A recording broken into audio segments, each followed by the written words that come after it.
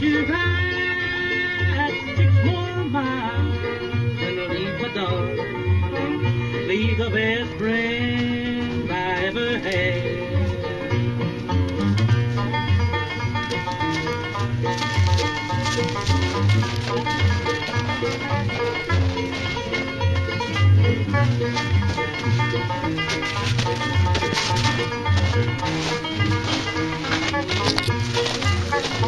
And I hear that the rain a blowing, calling my darling back home.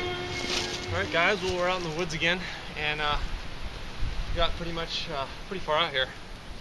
And I took some compass bearings and followed a creek, so I'm not going to get lost. And I found a nice dry, there's lots of snow still, but nice dry up here on top of the hill.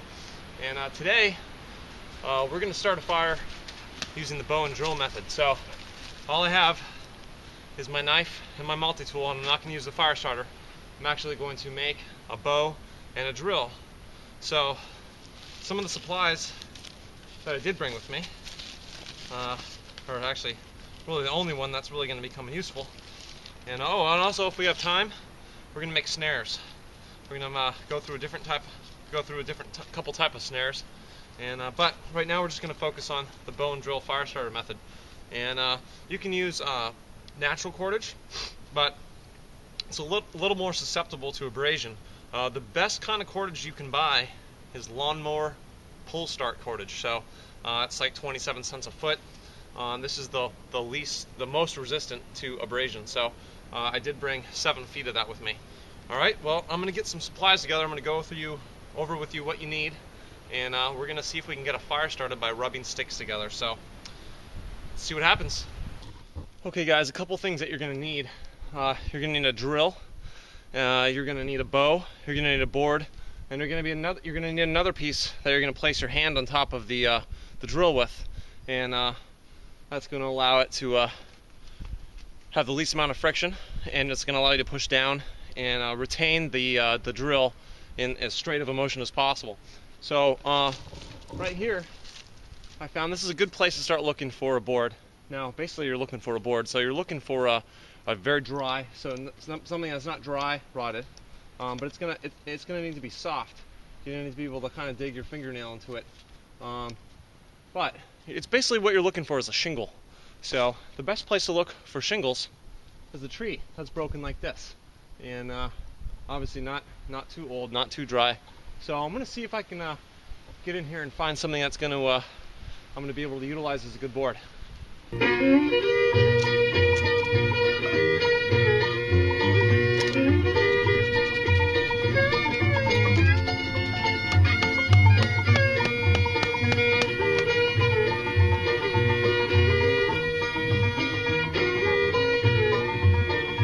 Six more miles to the graveyard. 6 more miles left to ride.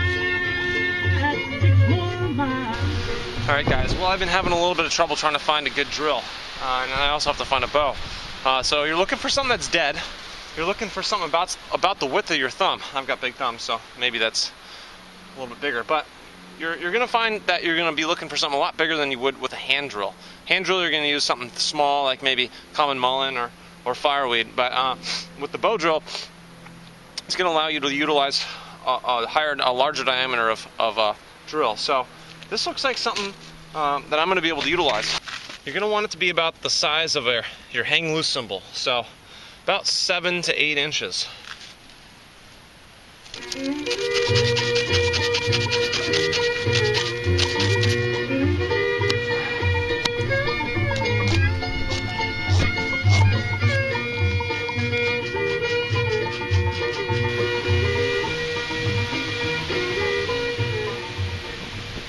Okay guys, well, I'm searching around. I'm not finding the greatest selection of stuff. You know, it's hard to find straight stuff, and it's also hard to find curved things. So everything seems to be just in between.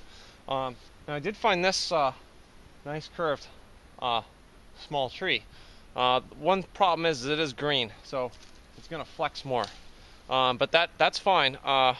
You just want to set up your string or your bowstring so you're going to be able to adjust the flex with your hand. So I'm going to see if I can't utilize this.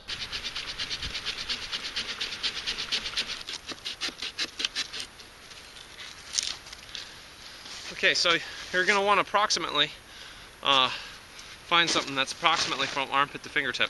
So it's a little long, but I'm actually going to cut some notches in the wood and put the string an appropriate size.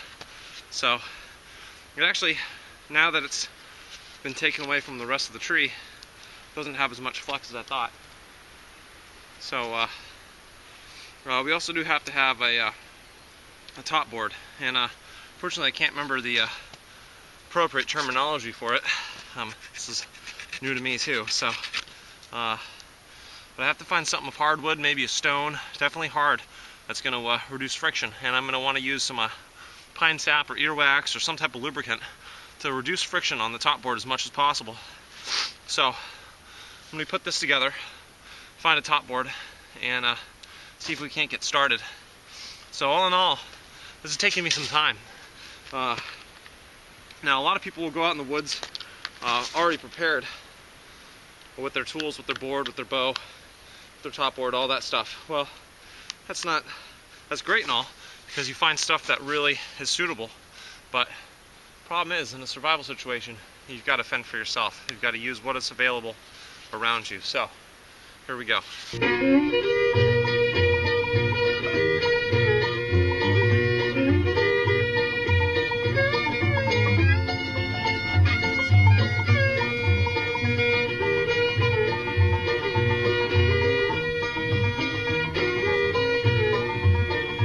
6 more miles through the graveyard, 6 more miles left to ride, 6 more miles, and I'll leave my darling, leave the best friend I ever had.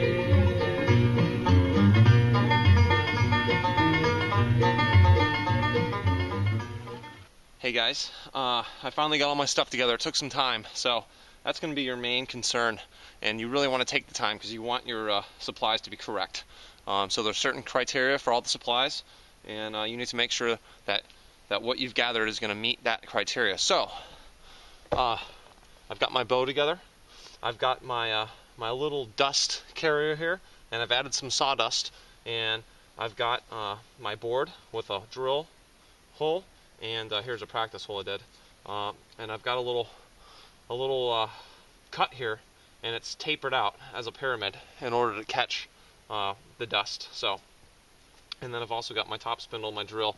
So I've got everything I need, and so we're gonna see how this goes. All right, let's do it.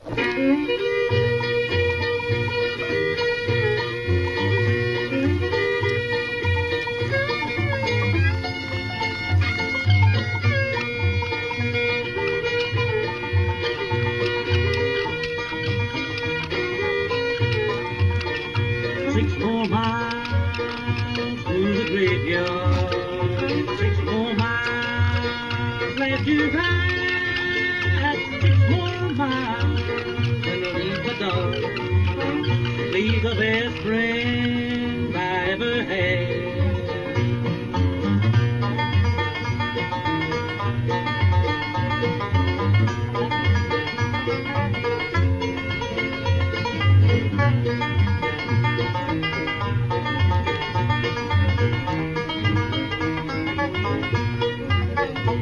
And I hear that the rain a-blowing, calling my darling back home. 6 more miles, and I'll leave my darling, never on this earth no more to roam.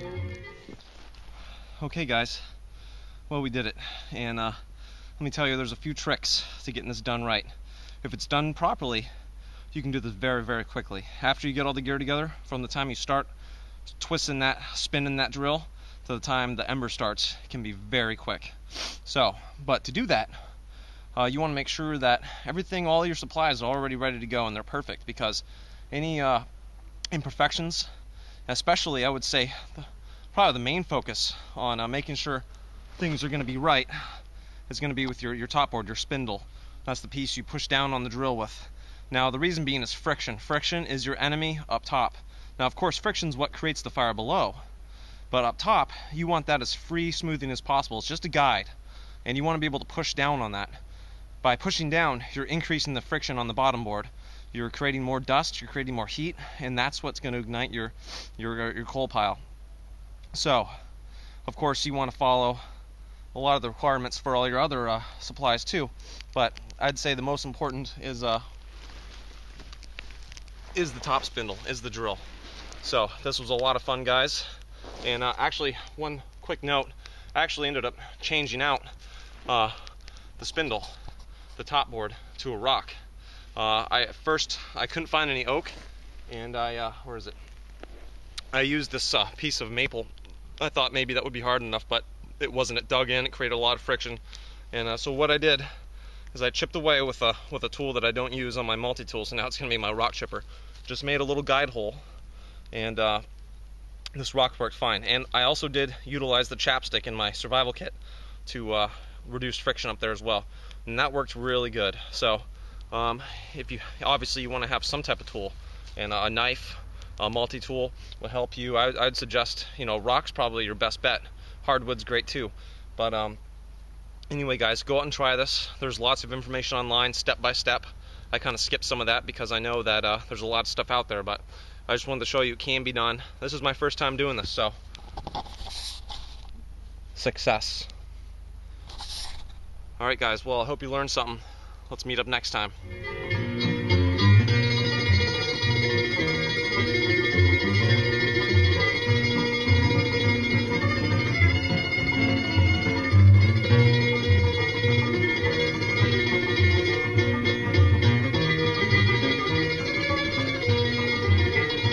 Now I hear the rain a-falling, and my heart is so sore.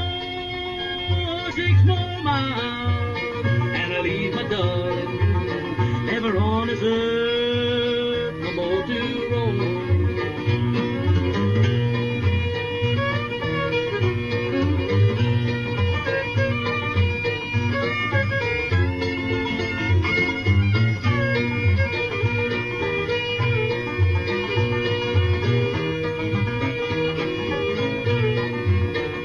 Leave her in that lonely churchyard, leave my heart